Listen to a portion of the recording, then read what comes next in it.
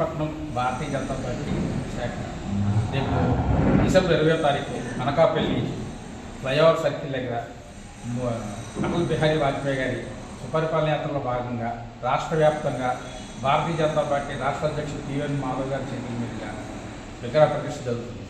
So Narsipatnam నియోజకవర్గ Bharatiya Janata party కార్యకర్తలు అందరూ కూడా జన సమీకరణ గట్టిగా చేసి ఎక్కువ మందితో మాపరపాలన స్టార్ట్ చేసి ఈ జన సమీకరణలో భాగంగా ఈరోజు నర్సీపట్నం నియోజకవర్గం భారతీయ జనతా పార్టీ ఆఫీసులో మొత్తం కార్యకర్తల సమావేశం జరిగింది.